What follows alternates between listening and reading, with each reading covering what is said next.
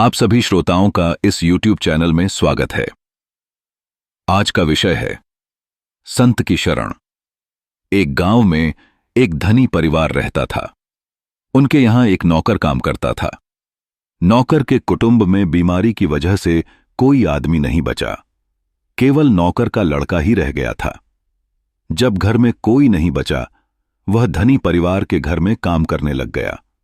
रोजाना सुबह वह बछद्दे चराने जाता था और लौटकर आता तब रोटी खा लेता था। ऐसे समय बीतता गया। एक दिन दोपहर के समय वह बछड़ों को चराकर आया तो धनी परिवार की नौकरानी ने उसे ठंडी रोटी खाने के लिए दे दी। नौकर ने कहा कि थोड़ी सी छाछ या रबडद्दी मिल जाए तो ठीक है। धनी परिवार की नौकरानी ने कहा कि जाजा जाजा तेरे लिए नहीं बनाई है रबड़ी, जा ऐसे ही खा ले, नहीं तो तेरी मर्जी। तब नौकर के मन में गुस्सा आया कि मैं धूप में बछड़ों को चराकर आया हूं, भूखा हूं, पर मेरे को बाजरे की सूखी रोटी दे दी। रबड़ी मांगी तो तिरस्कार कर दिया। वह भूखा ही वहां से चला गया। गांव के पास में एक शहर था। उस शहर में संतों की एक मंडली आई हुई थी। वह लड़का वहां चला गया। संतों ने उसको भोजन कराया और पूछा कि तेरे परिवार में कौन है। उसने कहा कि कोई नहीं है। संतों ने कहा तू भी साधु बन जा। लड़का साधु बन गया। संतों ने ही उसके पढ़ने की व्यवस्था काशी में कर दी। वह पढ़ने के लिए काशी चला गया। वहां पढ़कर वह विद्वान हो गया। फिर कुछ समय बाद उसे महामंडलेश्वर महंत बना दिया गया। महामंडलेश्वर बनने के बाद एक दिन उसको उसी शहर में आने का आमंत्रण मिला। वह अपनी मंडली लेकर वहां आए। जिनके यहां वह बचपन में काम करते थे, अब धनी परिवार के मुखिया बूढ़े हो गए थे। वह मुखिया जी भी शहर में उनका सत्संग सुनने आए। उनका सत्संग सुना और प्रार्थना की कि महाराज, एक बार हमारी कुटिया में पधारो, जिससे हमारी कुटिया पवित्र हो जाए। महामंडलेश्वर जी ने उनका निमंत्रण स्वीकार कर लिया। महामंडलेश्वर जी अपनी मंडली के साथ धनी परिवार के घर पधारे। भोजन के लिए पंक्ति बैठी। भोजन मंत्र का पाठ हुआ। फिर सबने भोजन करना आरंभ किया। महाराज के सामने तख्त लगाया गया और उस पर तरह तरह के भोजन के पदार्थ रखे हुए थे। अब धनी परिवार के मुख्य जी महाराज के पास आए। साथ में उनका नौकर भी था, जिसके हाथ में हलवे का पात्र था।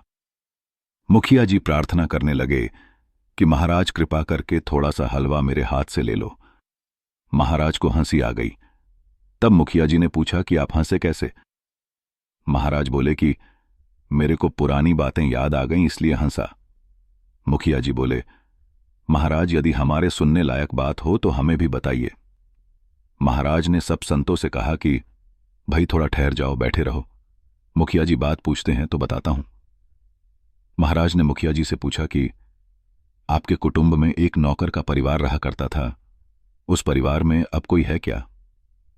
मुखिया जी बोले कि केवल एक लड़का था और हमारे यहां उसने कई दिन बछद्दे चराए, फिर ना जाने कहां चला गया। बहुत दिन हो गए, फिर कभी उसको देखा नहीं।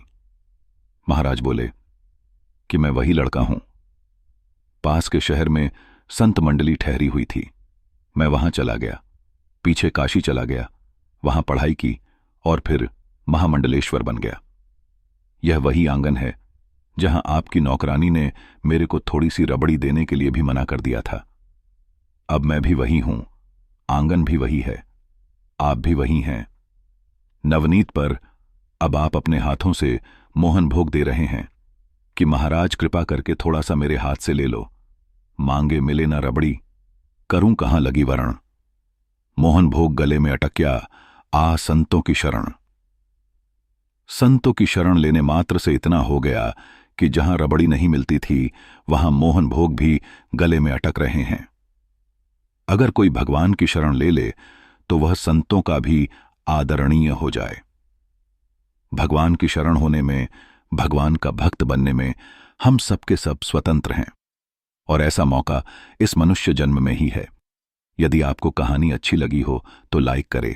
साथ ही आप ऐसी ज्ञानवर्धक कहानियां सुनना चाहते हो तो चैनल को सब्सक्राइब करें। आप सभी को बहुत बहुत धन्यवाद।